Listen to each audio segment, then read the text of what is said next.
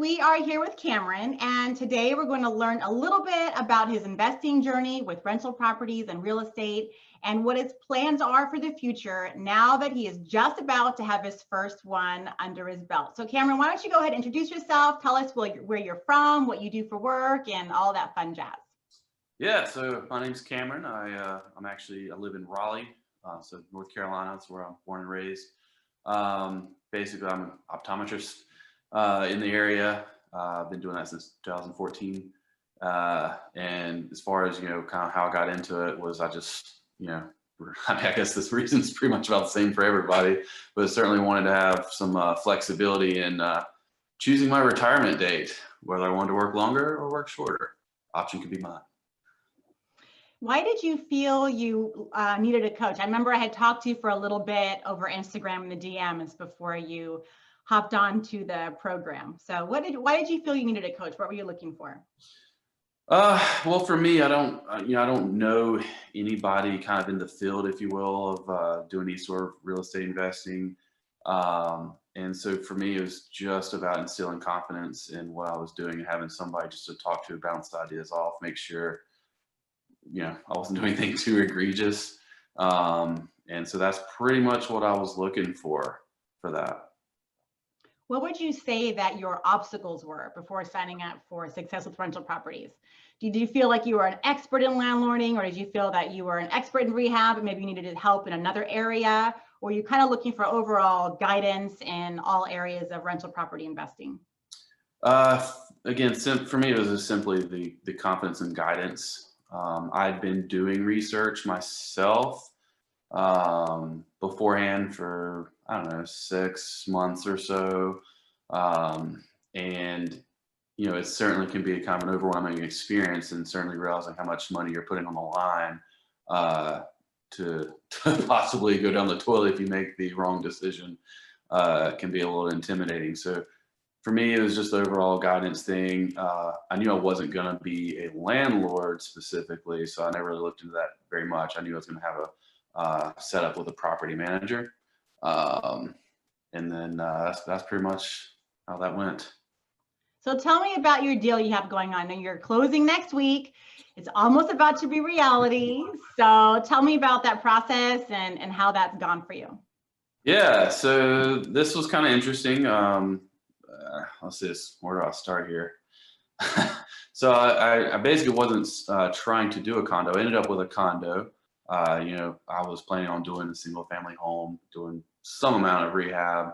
But basically I found a realtor, and that's been good. I went through several realtors actually until I finally found kind of the person that worked for me, and just kind of stumbled on this condo and just kind of ran the numbers, and it just worked.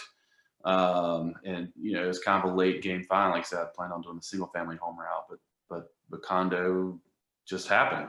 But it's really kind of a nice setup in that being my first one. It's kind of less risk, I feel like, with various things that can go wrong.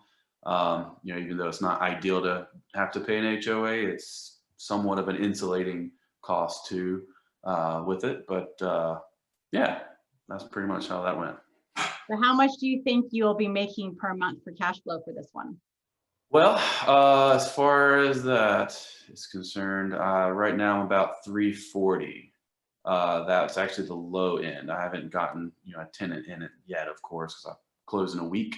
But I would say the range is basically 340 to 440. That is really good. That's really good. Are you excited about that? I'm very excited about that. Yes, I am. Like I said, that's kind of why I ended up with the condo. Even though I hadn't been really searching for one, it just kind of fell into my lap, basically. And how did you finance it? People always want to know, how did they finance it? For me, I was just looking on realtor.com or the app of it anyway. And I was just looking around, and I happened to be looking at it the day that it was listed. And I pretty much reached out to my realtor, and we just kind of went from there and made a pretty aggressive bid for it, and we got it. So that's pretty much all that matters. We were able to actually, we bid over, the asking price by, a few grand. And which, by the way, at this point in life, you pretty much have to do that. Of course, sticking to your numbers. But what was nice about the condo, as you now see, is, I certainly had plenty of leeway to do that higher offer to actually secure the place, because I knew I had so much room kind of on the back end with kind of how much money I basically would be making in cash flow. So it is still possible to buy properties on the MLS. Yeah, it is. It actually is. Yes, it is. Yes. How many deals did you put offers in on? How many houses did you offer before you got this one?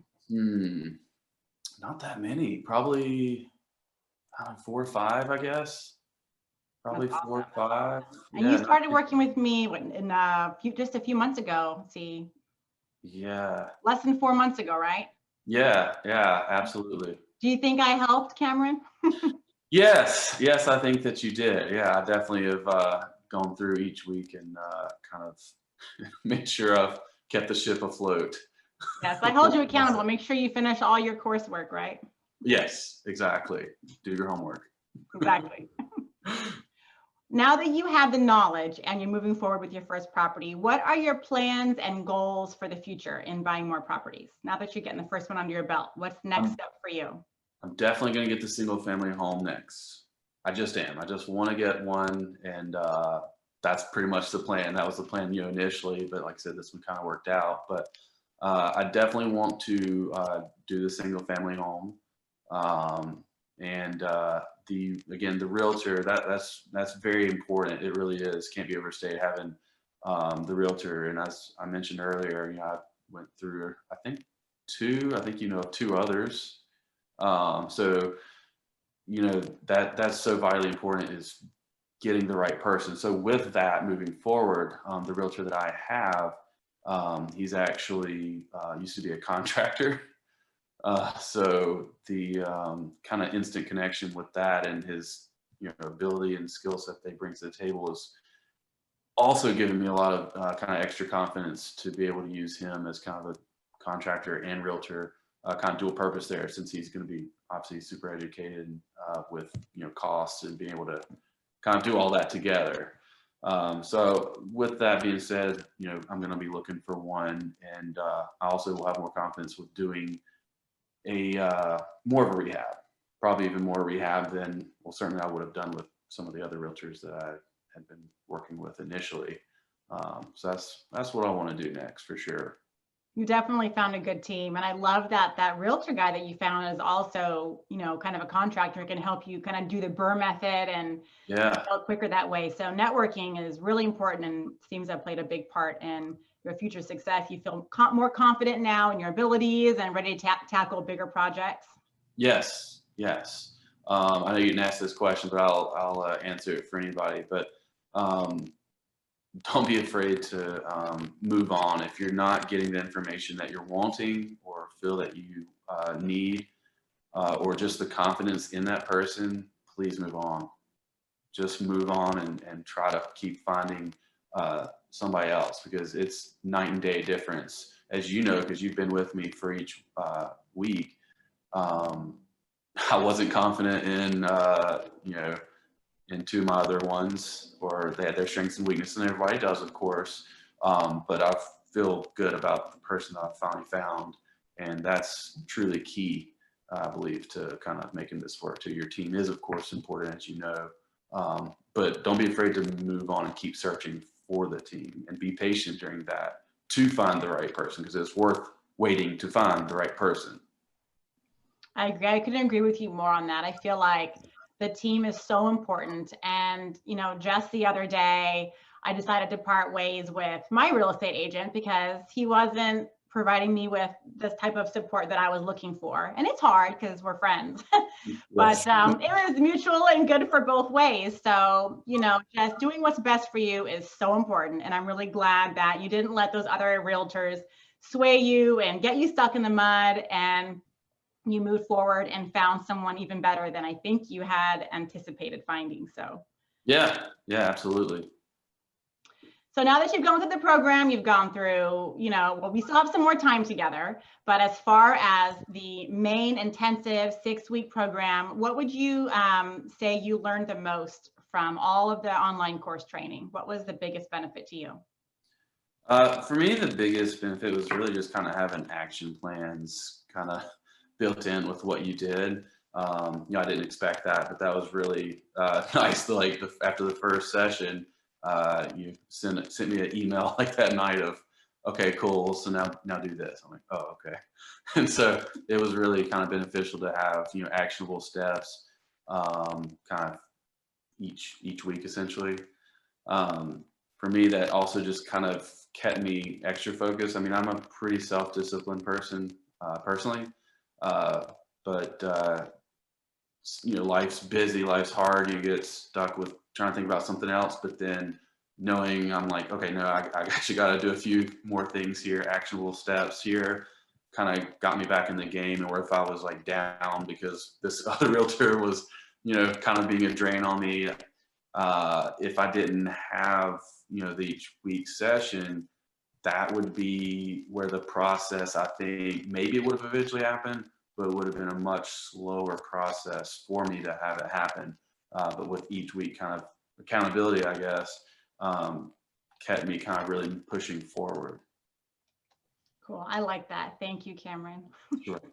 What would you say would be the main reason you would recommend me and Brick by Brick Wealth and the Success with Rental Properties program? What would you say the main reason why you would recommend my program is? Yeah, so I touched on it just a second ago with kind of the actionable steps there. The other thing I would kind of add for me was kind of the genuine care that was kind of provided. I know that seems to be kind of a overlooked thing that a lot of people don't realize this day and age, because most people just are like, hey, give me money, right? I'd actually reached out to another guy that has his own courses and whatnot before we even met, I believe, and I'd ask him some pretty bland question about contractors, I think, or something like that, and he'd like give me pretty much no answer and like sign up for my course and we'll do it. I was like, okay, cool, see you never kind of thing. I was like, all right, I just, and I mean, the guy doesn't owe me anything, don't get me wrong, but for you would always just kind of, give me little tidbits anyway and whatnot. And so I don't know, I guess I just kind of appreciated that aspect of it. And so that's where, you wanted to sign up kind of genuine success for each person. And I felt that anyway.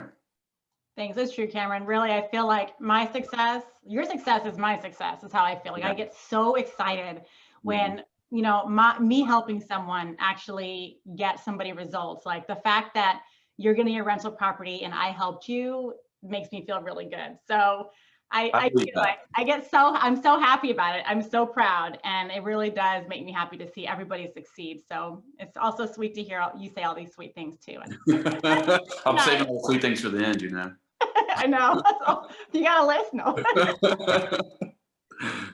So, okay, a couple more questions for you and then I'll let you go. Right. If your best friend wasn't convinced about working with me in my program, what would you say to bring them on board?